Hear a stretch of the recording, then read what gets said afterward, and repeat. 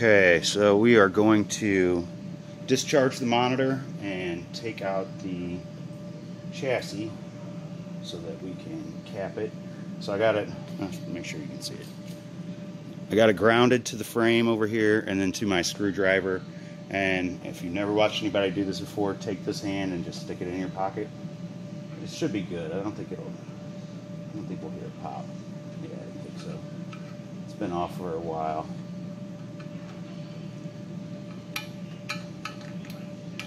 Okay, there we go. First step.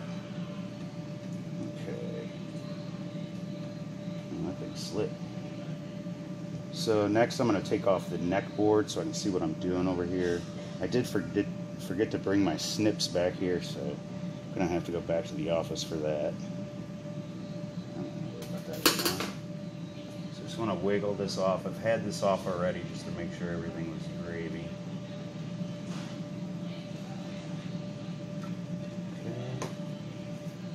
Now the only thing I don't know about on here is exactly how many screws I need to take off to get the chassis out. Let's see if I can get a little better view. Hopefully I don't block all of this. So it looks like the yoke wires are split into two. One is over here on this side, and then a flashlight, batteries. The other one's back here.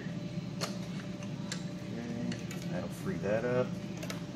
And then I know for sure we have a ground wire here in the neck board that needs to come off.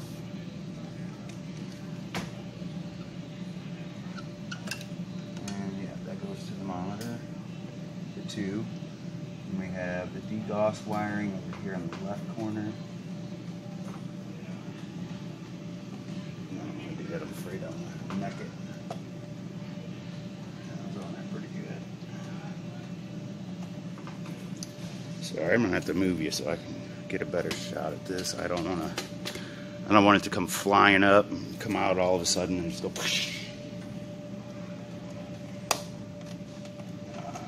Alright, there's that guy. Then we have, looks like power. Something else coming off of this. We also have video coming off of there we don't need. The ground here. Let's see if I can pop these wires out. There we go. So we'll take this one's for power. This one, that one I'm not sure exactly where it is at the moment. I think this is the last thing we have hooked in. We should free it up. I know there's one screw here and it looks like one here.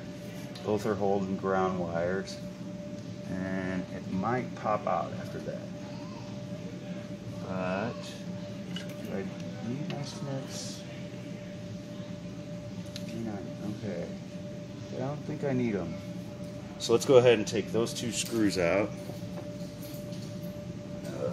Forgot my regular screwdriver. I know this one for sure has to come out. I looked underneath and it goes all the way through the frame here. Probably just going to put this up as its own video. So it won't be very long, just a short one. But I have lots of videos going on.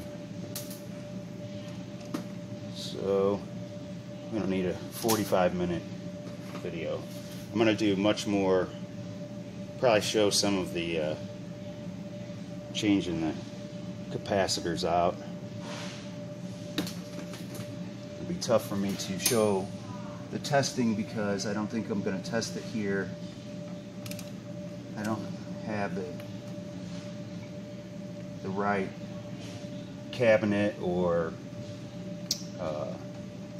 resolution of a PCB to test this properly. So I might have to do it over at Mike's house. But this is a Nanao monitor. I'm not even going to try to say it anymore.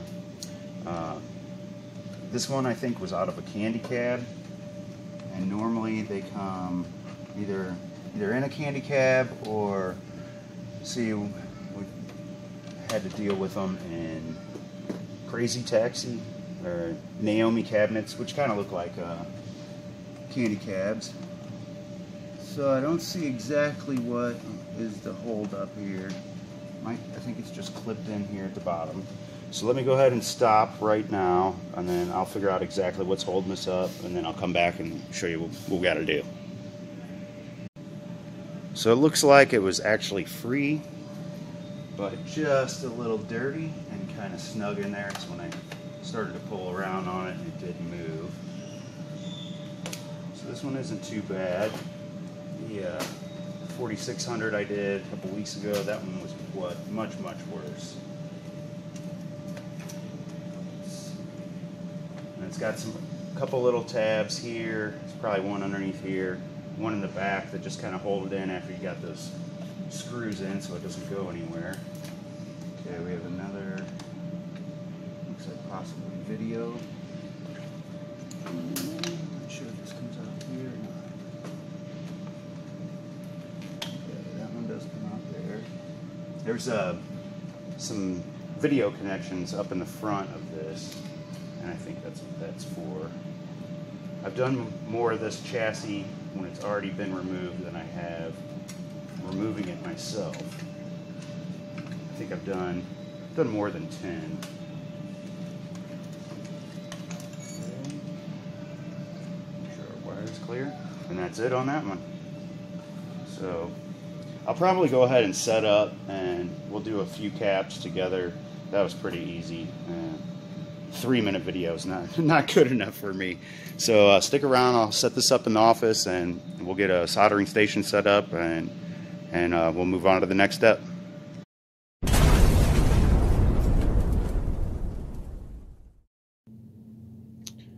One thing I should have shown was removing this dumb plastic thing to get it out of the way.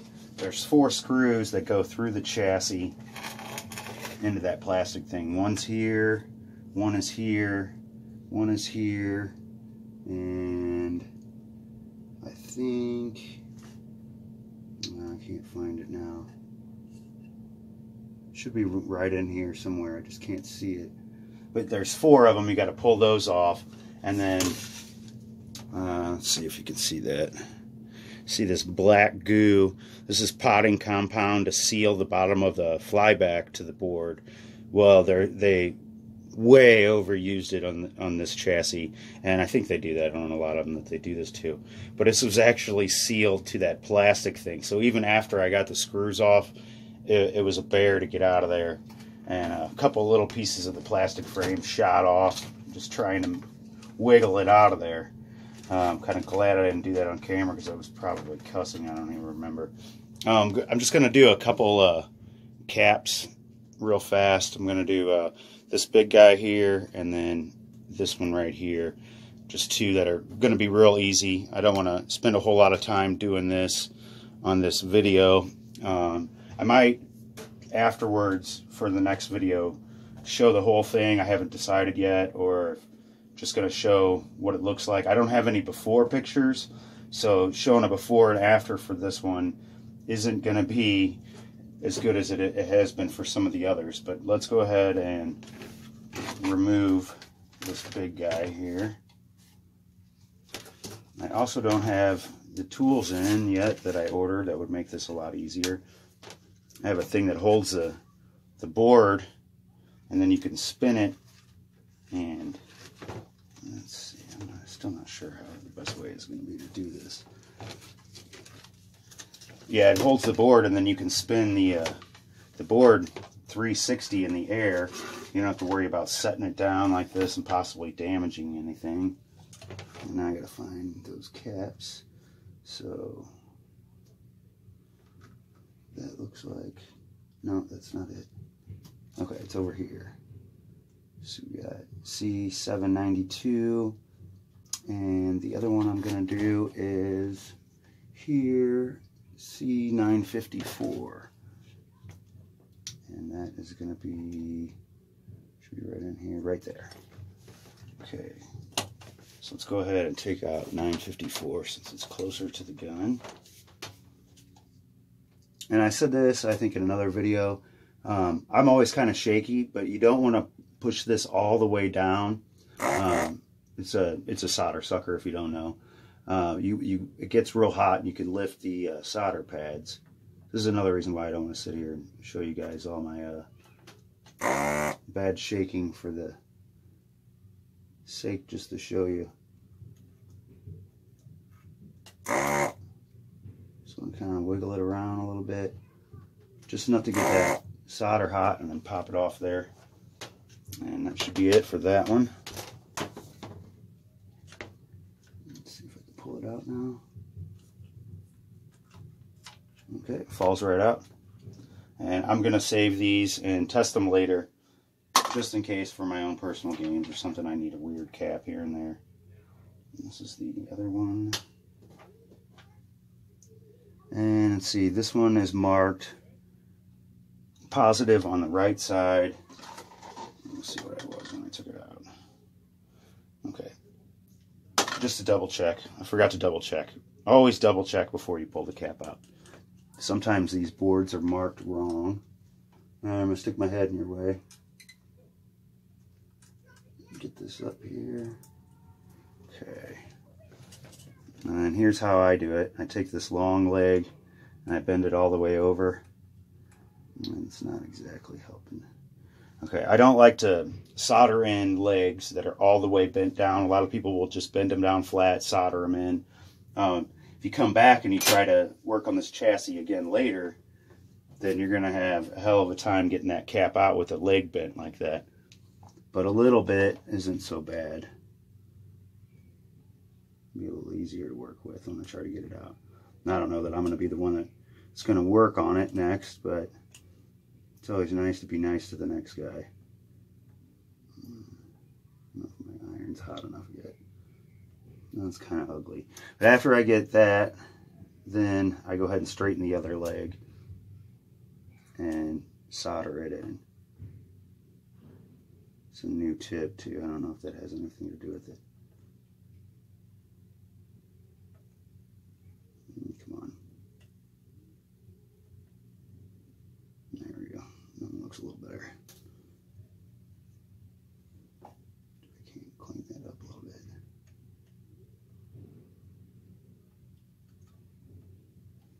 Okay, that looks pretty good. Snip the legs off. I've already marked this off on my cap list so that I know that it's done. Got some thick legs on it. She's sturdy. I have to get my other snips out over here. I think those are going to cut it on the big ones. So I'll show you here. I have my cap list. And so whenever I do, and I went ahead and marked these two that I'm going to do here on camera. And as I go, I mark them off. These just have a single cap on them. And when I actually get done, I'm going to cross this all the way out. A lot of times in these where it's got multiples, I'll just cross off the individual one that I've done. And over here is our stack of caps. This one, I think it has 59 caps in it. These are all the singles. And then they're nice enough to put all the ones that are you have multiples of in the little bands that hold them together. That way it's easier. It just makes it easier to dig them out. Not as nice as Ian Kellogg's kits, but they will do for now. And then I think, yeah, this is this big guy. So let's go ahead and shoot him off there. And this one's also got some nice stout legs. Am I even on camera? Okay. I have a bad habit of talking and shooting and not putting it in frame. So that one was pretty easy. It had so much solder on it, I didn't have to worry about touching the board with a nozzle. And I didn't get that one all the way out of there. Talking trash, didn't do it right.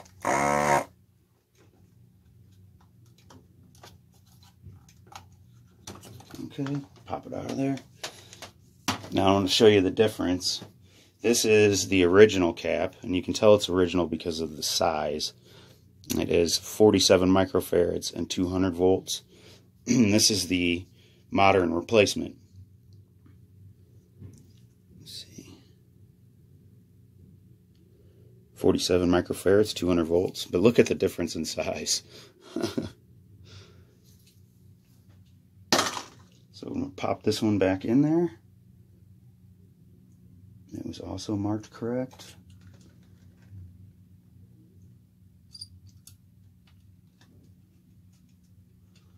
I'm going to do the same thing with this. I want it to be flush on the board. Maybe not all the way flush with the board. It's not going to kill it to give it a little bit of room to breathe. Okay, just a little bit of bend on the other side and it holds it in place. I'm not sure when this video is going to get up or go up and be live on YouTube. I'm just filming it so that when I run into a spot or a day where I don't have one to upload, then I'll have this one in the can. I'm not even going to bother telling you when I'm trying to get this done by, because it may be done and gone by the time you see it.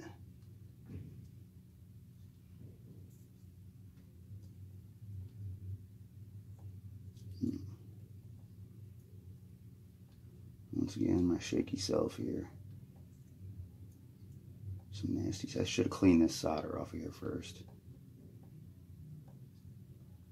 Okay, that looks good. My tip is smoking. Clean that off.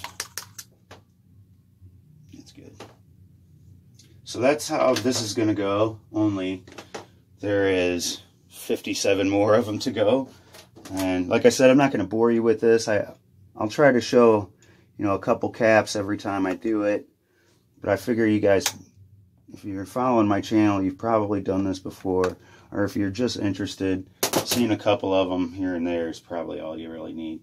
When I learned how to do cap kits, literally after I did the first 2 or 3, I was comfortable enough to do a whole chassis. But on the chassis that I started on, they were 19-inch, like the 4900, K7000, that era of games. Where this is a little newer, a little bit more intricate. I think this is a dual or tri-res. I have to look. It's at least dual res, or it's at least medium res. But as you can see, it's got a lot of surface mount chips and stuff, which I am going to be. I'm setting myself up to do that kind of work next. It's not anything I don't think I can do. I just don't have the proper equipment. I can do it with the stuff that I do have. It's just a bitch. And so it's just going to be a lot easier to have the proper solder station for that. But that's all you need to know to get started on this chassis. And it is a, let's see if we can see there, that word, whatever that is. If you'd like to spell it phonetically or however you say it in the comments so I know how to say it, I just say Nanao because it's easier on my lips. And then it's a MS 2930, and then I got this S kit. It's actually just a 2930. This is the only kit I could find that was close enough.